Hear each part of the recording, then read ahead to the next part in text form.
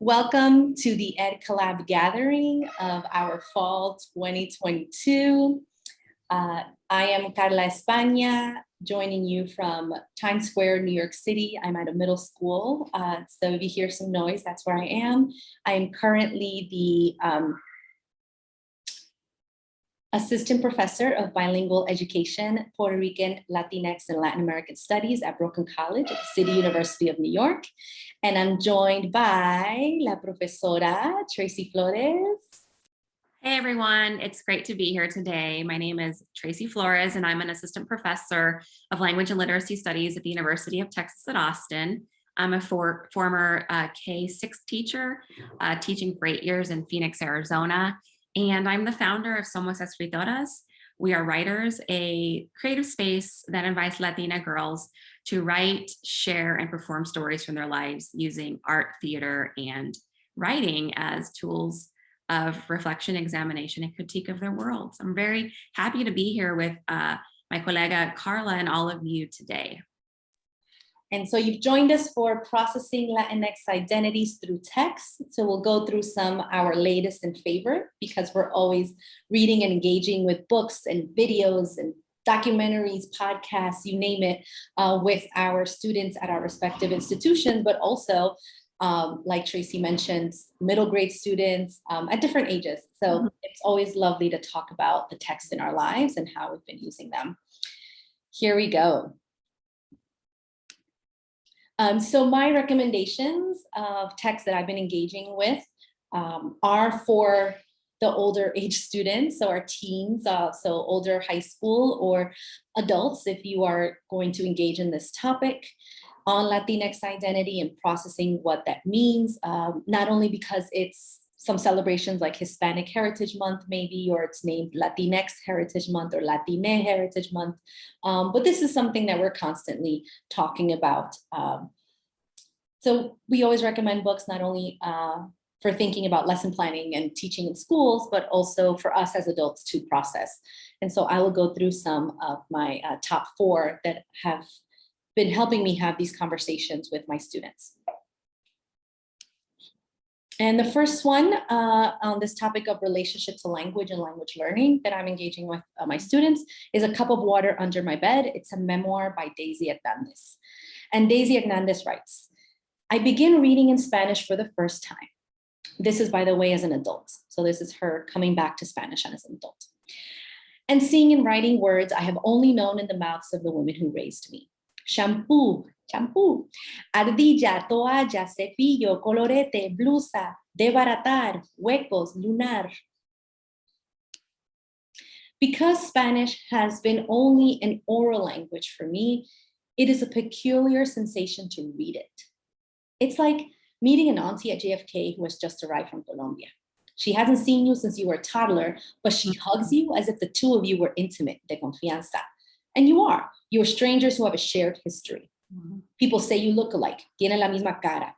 The tia inspects you with a grin, pinching your cheeks like you once really did know each other.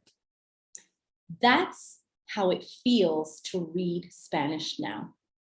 It is to be in the embrace of someone who loves you and who is also something of a stranger. That is Daisy Hernandez, A Cup of Water Under My Bed. What do you think, Tracey?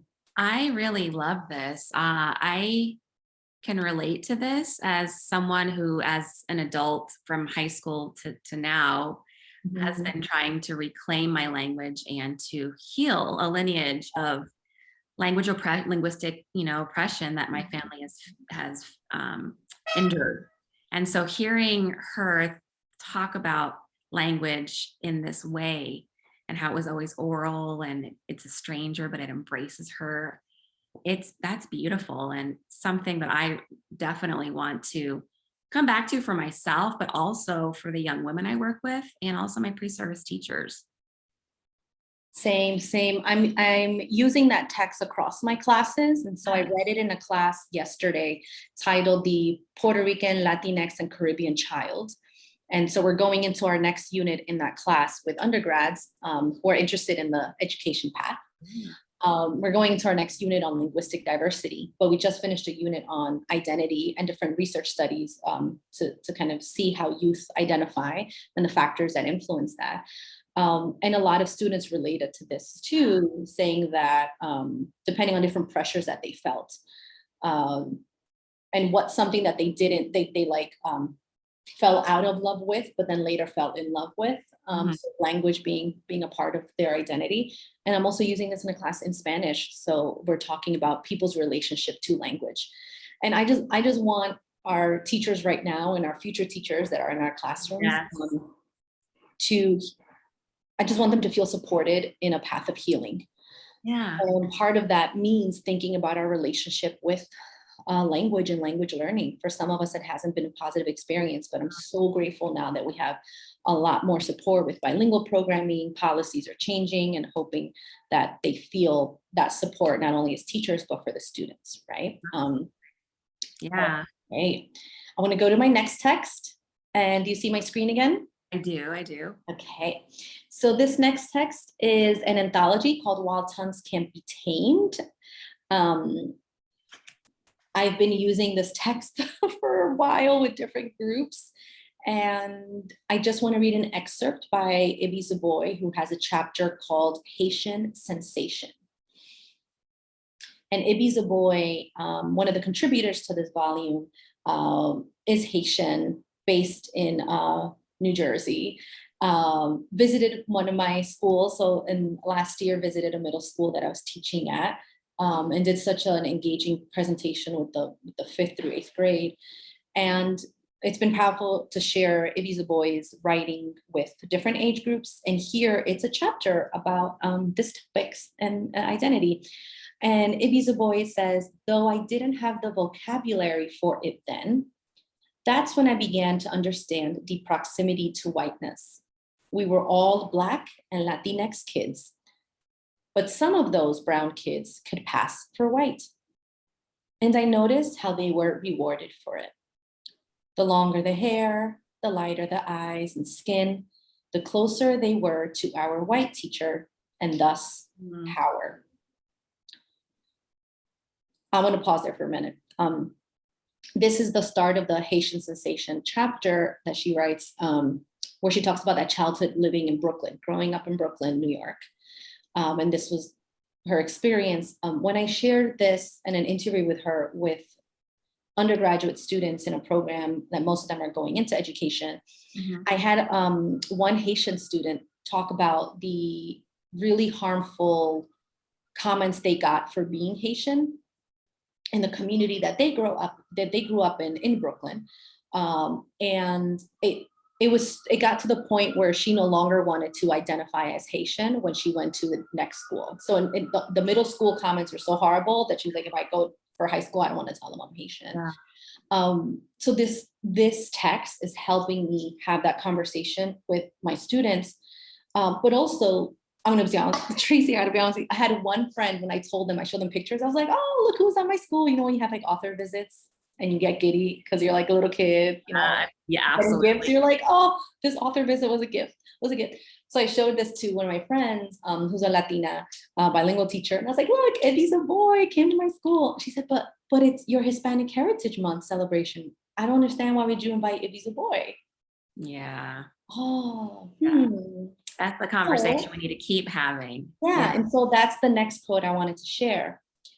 So Ibi Zeboy says in that same chapter at the end, now, no one asks me if I am an Afro-Latina. I am simply invited to sit at the table. I don't mind at all. I welcome it. This is a gesture that recognizes anti-Blackness in the Latinx community, especially among Dominicans who have long denied their Haitian connection. If I, as a Haitian, can be included in the conversation surrounding Afro-Latinidad, then Black Dominicans can begin to claim their African heritage. Central and South America can also acknowledge the Garifuna of Guatemala and the Quilombos of Brazil, communities that rejected cultural annihilation and held on to the culture of their African ancestors. And we gotta talk about this. Yeah. In the Latinx community, we gotta talk about why we're not welcoming our Haitian community, who is being left out of this conversation about Latinx identity. And I so appreciate that this anthology includes a Visa Boy's voice. Too. I've only read parts of this anthology.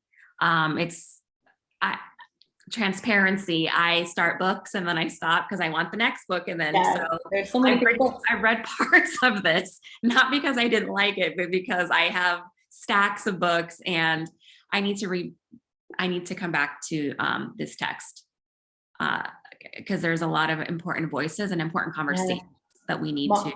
The first one, Marco Shiro's piece.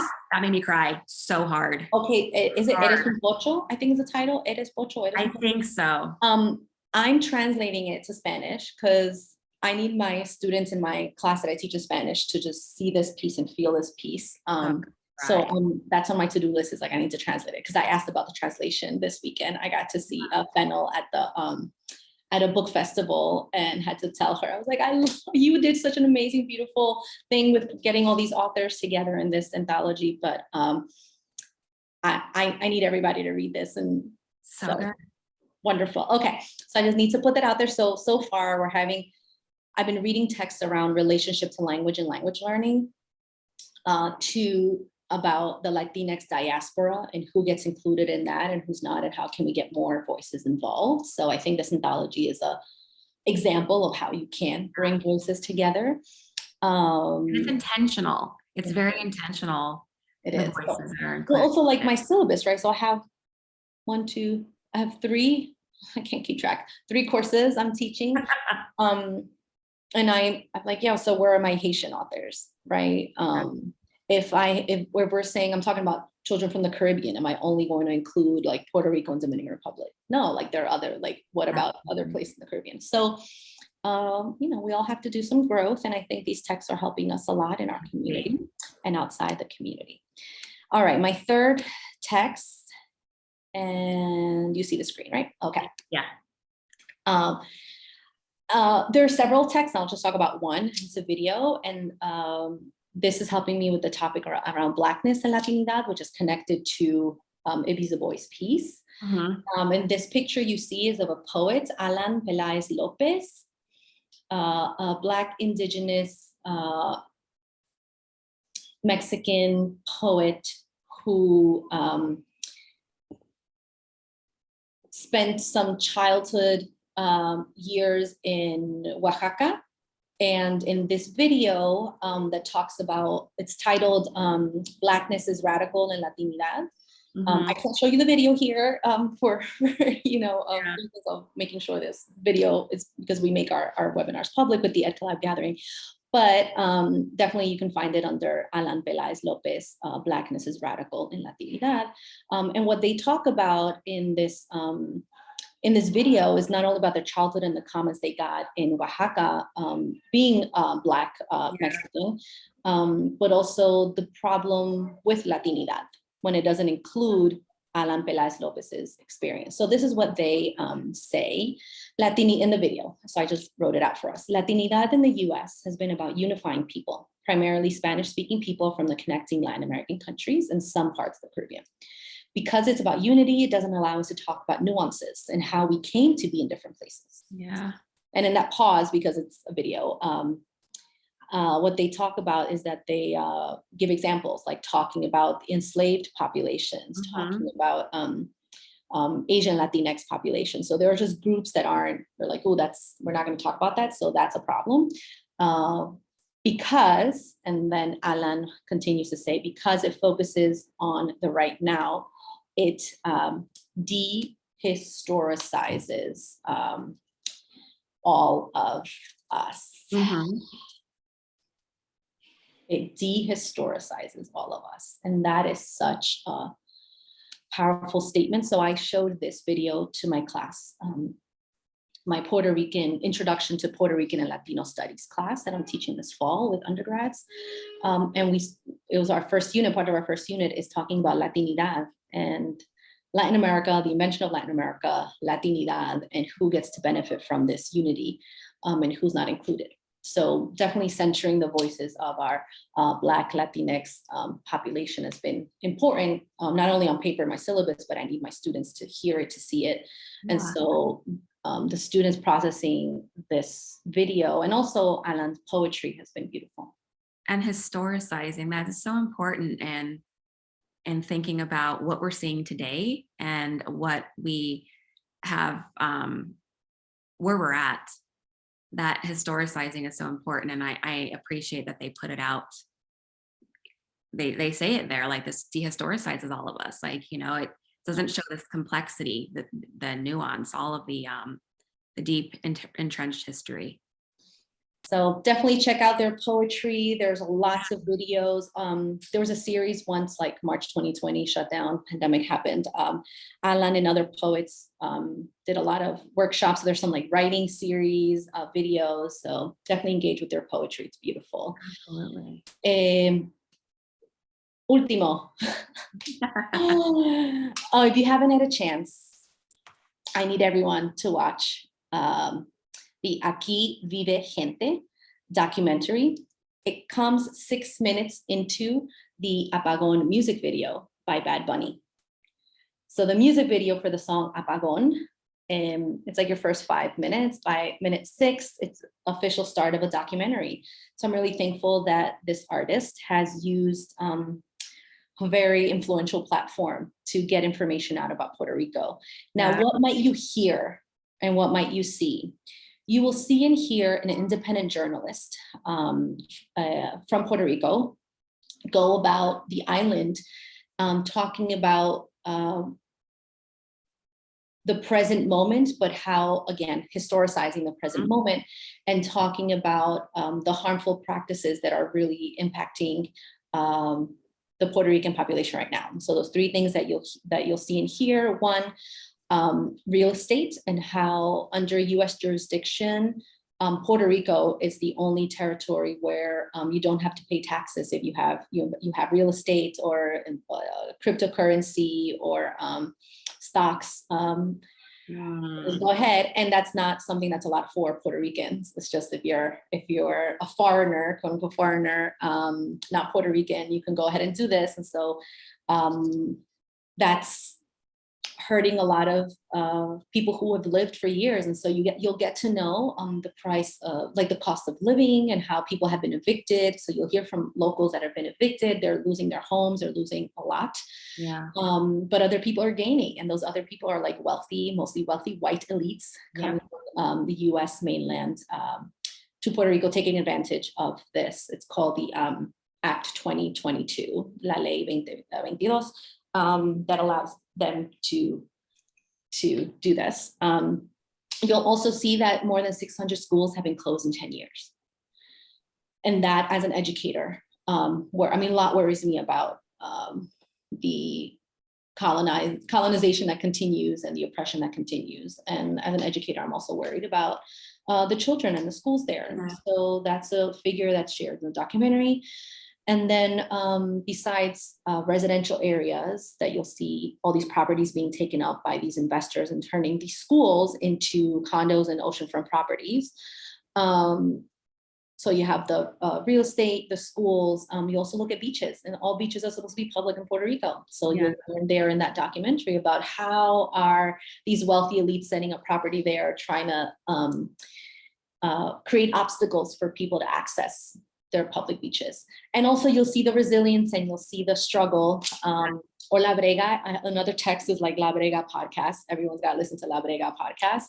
So for me, those are like the 4 texts that I've been engaging to think about Latinx identity. And for me, what's happening in Puerto Rico is a prime example of what we need to process when we talk about our identity, with connection to colonization that continues, connection to our Black Latinx populations, and also relationship to language. So capitalism too. Okay, that's it for me, but I can't wait to see.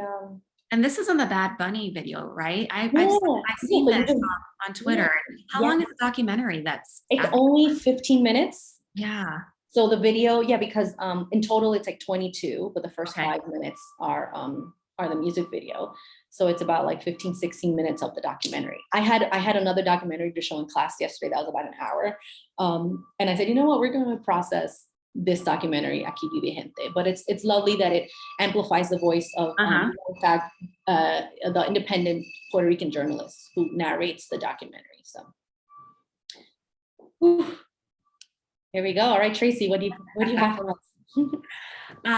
Thank you for the conversations. I was taking notes and thinking about how to integrate them in what I'm doing right now, and also for next semester, as I will have I'm a teacher educator, and I will be in charge of a cohort of students as they go through each of their semesters. So really thinking about how to thread things through their 3-semester experience before they go into their classroom. So thank you for always teaching me, always teaching me. And so my recommendations are primarily, I'd say middle school, high school, older, but I also want to put this out there that I believe all texts can be used in for many ages. It's the ways that we introduce them, the conversations that we have, the scaffolding. So I always want to say that out front. And so the text that I wanted to share and that inform my work are these 4 texts that are here on the screen: the Breakbeat Poets, Latinx, Miss Quince's, NPR Story Corps. I'm going to specifically talk about Facundo, and the Oral History Center, the Voces Oral History Center out of UT Austin, that's headed by Dr. Maggie Rivas Rodriguez. These texts all really center Latinx voices, histories, thinking about the historicizing our experiences, and also our experiences in our own words. That's something that I also noticed in what you shared, Carla, is that we need to learn from the experiences of Latinx community, from Latinx writers and artists and storytellers, because there's so many nuances as well, and we can learn such great things. And so I wanted to make sure I put that out there too. So on the next slide, I'm going to share first about a Latinx anthology. And I really love this because, similar to the Wild Tongues text that Carla shared, it really is looking at expansive identities and what it means to be Latinx, and how no one has the upper hand. And it comes straight here from the opening by one of the editors of the anthology, Lily Perdomo. And no one has the upper hand. No one can define what it means. Like, it means it's fluid, it's hybrid, it's expansive. And he writes, the Latinx demographic in the United States is changing. Facts. I think the Trumpistas and rabid protectors of the white ethno-state know we are in a somos mas moment, and that poets might play a key role in that moment. Poets, voluntary or not, consciously or not, are engaged in a moment of resistance to definitions, monolithic stereotypes, and outmoded ways of looking at the Latinx experience. No one has the upper hand or singular authority on being Latinx, queer, trans, biracial, Black, fluent, or claims, and this is real talk right here, to the best pasteles, mofongo, or horchata. The mezcla or remezcla is where we are going to find our strength, our vision, our power, and it is in these pages where you'll find the blueprint, which is simultaneously frightening, magical, and real. And this anthology opens with these words, and each part of this anthology speaks to this, speaks about the mix, the remix, and this new vision of strength, courage, and love. And I really like this because it speaks to our history, where we've come from, where we're going, and where we need to be, and the conversations that we need to have, which Carla brought up, which we spoke about as Carla was sharing her text as well. And I use these texts with the girls I work with in Somos Escritoras, and I've also used them with my pre-service teachers, a few of them. And I really like thinking about, what does this mean, the Somos Mas moment? And how are we part of this too as educators, as well as we learn and unlearn, and also open spaces for our discussions in our classrooms. I love this book. Also, adding to the way that you're using it, I love it just for my own writing inspiration. Yes. So I think so much as teachers, sometimes we go straight to the lesson planning, like, oh, I want to get this book, and like, oh, I'm going to create a lesson around this poem, right? But I was kind of first selfish, like, I kind of just want to sit with this poem and take my journal and write a little bit about how this topic, looks like in my life, or my version of this poem, borrowing a line. So I think it's great to use in so many different ways. Absolutely.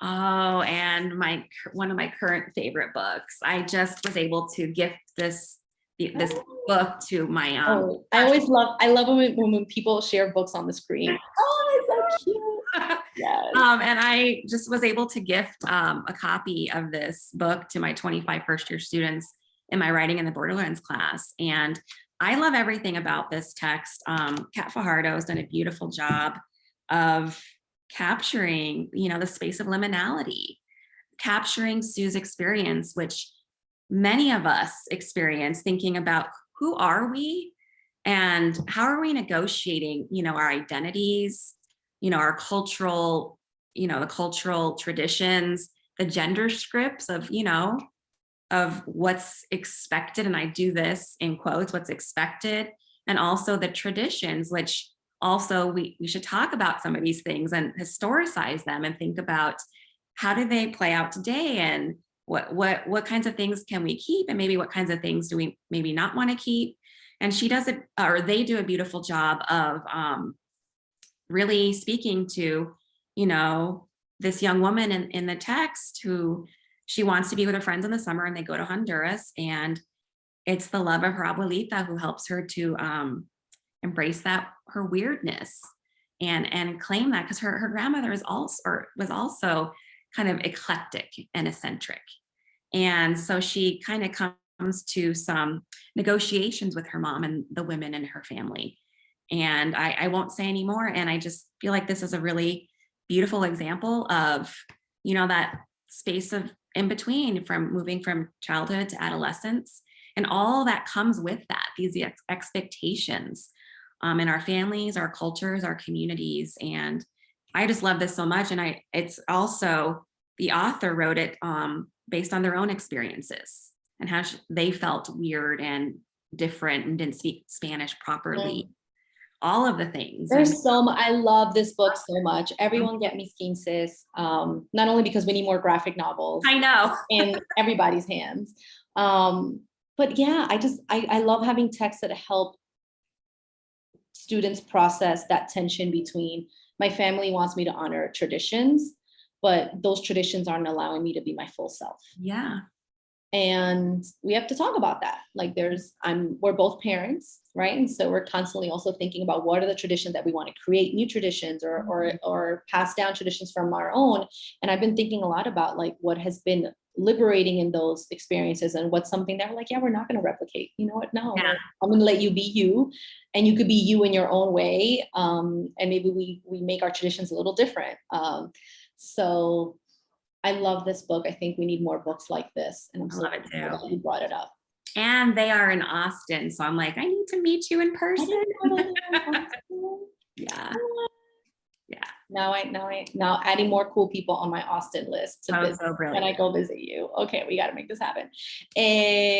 Oh, you had this. Oh. Yeah, but I talked through all of that. Okay, I do want to read that last quote though. Yes. The one before, so no, I'll read this one. Yes. This is from the author, or the one that you just had. Mm-hmm, mm-hmm. So the author writes, as an awkward, nerdy teen trying to assimilate to my American social surroundings, I already felt like an outsider in my own immigrant household, not being able to speak proper Spanish or share the same interests as my party-loving family. It's no surprise that we had a difficult time understanding each other. And just like my character Sue experiences, it was a struggle trying to forge my own identity within these two cultures. But also like Sue, through the celebration of my quinceañera in my family's homeland, I was able to connect with my family and understand the cultural importance of this coming of age ceremony while embracing both aspects of my identity.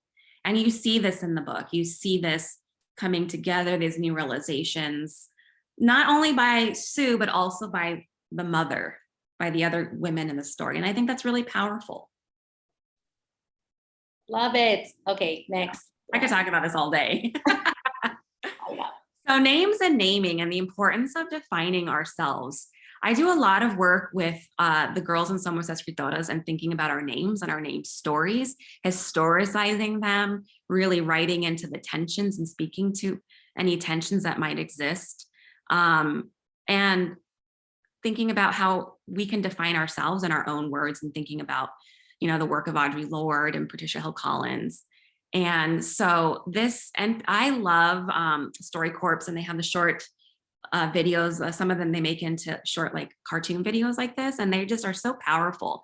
StoryCorps also makes me cry. It's beautiful storytelling, and people telling. I cry a lot at people telling their stories and from their own word, in their own voices. And so this one, Facundo, it's called Facundo the Great. Ramon Sanchez recalls this experience about growing up in Blythe, California, which is on the border of Arizona. We used to drive through there all the time to get to Anaheim when we would go for vacation in the summer. And in the story, he talks about how everyone would change the Latino students' names. Maria would become Mary, and Jose would become Joe. And then when Facundo came, they're like, the teachers were trying to figure it out, and they're like, fuck. And they're like, we can't do that. Like, that sounds like a bad word. And so Facundo was the only one that was able to never have his name changed. So he thinks about that in relation to the experiences of him and his other peers. And he says, we always remembered that Facundo was the only guy here who never got his name changed, Sanchez says. And so I share this with my girls, with the pre-service teachers, to really think about what our intentions are and the moves that we make with our students, and really thinking about honoring students and their names, and not just in the ways that we might try to shorten them because they might be unpracticed for us. That's what I'm going to say. I read that in a Vogue article. Vogue, our Teen Vogue is awesome. Yes, Teen Vogue. But also in the ways in which thinking about gender too, and how our students might be transitioning or, coming into new names. And I don't even know if I'm saying that correctly, so I apologize, but thinking about how students are changing their names as well. And, we need to honor that. Yes. As someone who, I was not only an English teacher, but also dean last year in a middle school. And that was really important. And I'm so happy that I did have like a positive experience in conversations with the counselor of the school, and who was so wonderful in being like the liaison or advocate, because as counselor should be, for our two trans students, and how they both had like different approaches to their names. Like one already had informed the school like a year before, and we were in process of like changing like our directory and like things on terms of like the paper that we were using and rosters, right? And the other student, we had a wonderful conversation with them about what that process was gonna what they wanted that process to be. Yes. And for them it was like, okay, they wanted to share with their teachers and their close friends, and then but really putting that as like, what does the student want, and where they feel like most affirmed, and we're honoring their full humanity. And that, as a teacher and as a dean, was what my role. I was like, yeah, as much as we can support you, Yes. that's can you remind me, Tracey, this StoryCorps, is this you said there were videos, so it's visual and audio? There's they have some of them are little videos like this, and then there's also audio. There's different just audio, yeah. kinds. Okay. And I turn to both, but I really like the little videos as well. Yeah. And Carla, thanks for sharing your experiences. I also want to put out there, like, this is another conversation we need to continue to have, is thinking about our students who are, transitioning and wanting to be affirmed of who they are in many different ways. And that's something that I'm continuing to learn from my students and support, and find the best ways to support them. And it was like, I remember we had a teacher who was interviewing, and sometimes when you do like those cute icebreaker activities when you're interviewing as a teacher and you do those lessons, and sometimes they're like cute name things, because you want to form community in the like first 3 minutes before your interview demo lesson. It's just weird always. I don't know. I have thoughts about that. But this teacher was like super thoughtful, had like the tank cards, made sure she was saying like everybody's names and started to get to know the students. But then one of my students was not ready to share their name, and they didn't, not ready to share their new name, and also didn't want to share their dead name. That name, we were not using that at all in the class. So I was, honoring their wishes. So when they walked into the class and the demo teacher, the interviewing teacher goes to like hand the tank card, I said, don't worry about it, I got it. And I made like a little sign, like a little visual gesture to the teachers, like, oh, it's okay. And then I whispered to the student, I said, it's up to you. What would you like? Yes or no, tank card or no? And then the student was like, no, I don't. Great. And it avoided all, and the teacher thanked me for that later. I thought it was like that was like 30 seconds of a lesson, like it wasn't a big deal. But the student later on like remembered that. So yeah, I'm glad you brought that important. Okay, last one. One more. And where'd it go? Hold on, there it is.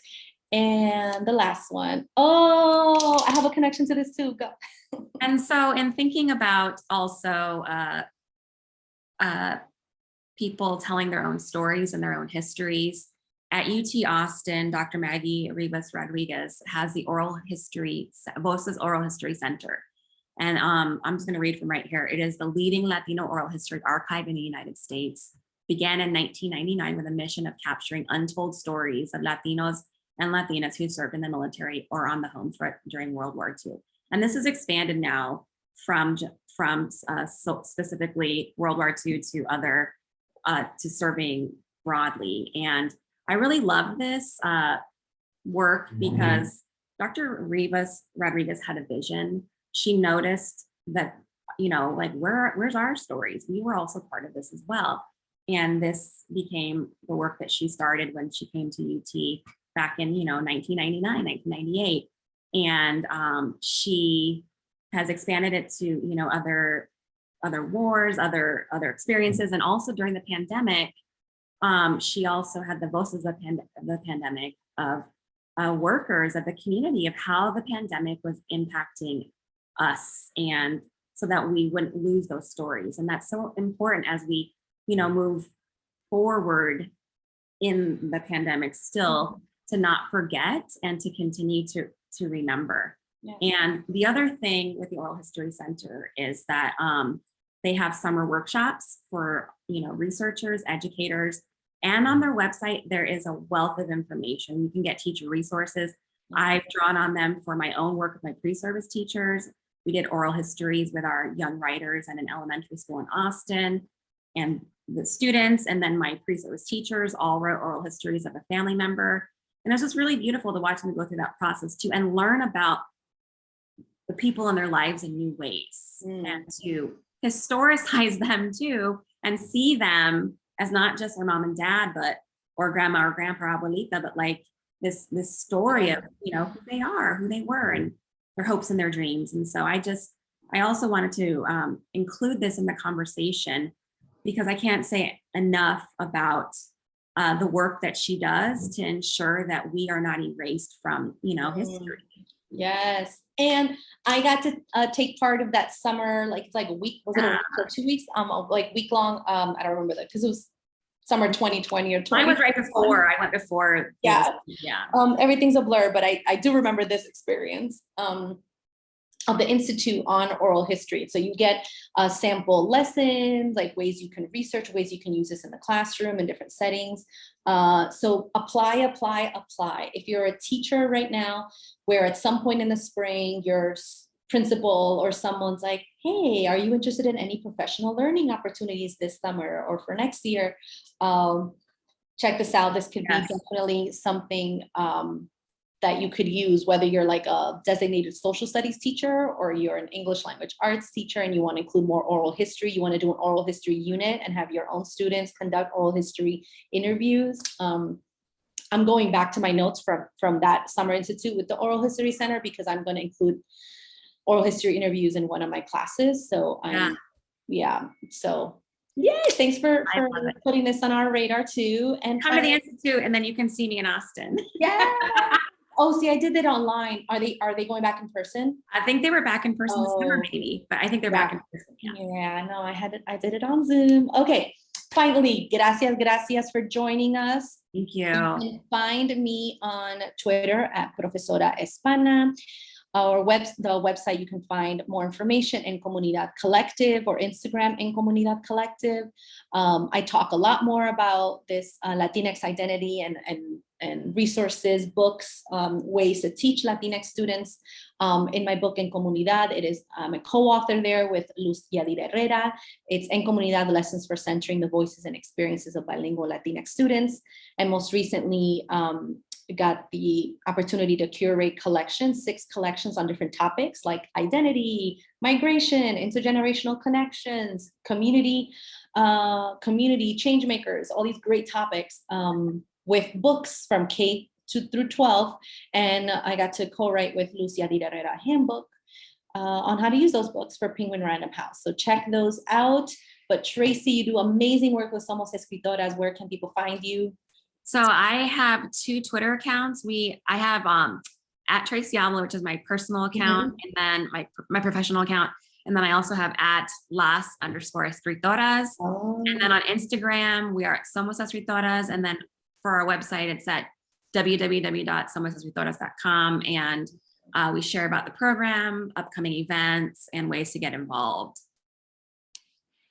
So thank you, everyone. We wish you a healthy, as smooth as possible rest of the school year. We know the Ed Collab gathering is always such a wonderful day, but it could be like a year, because you could just take your time, being like, I'm gonna watch one webinar a month. Yes. I have a lot.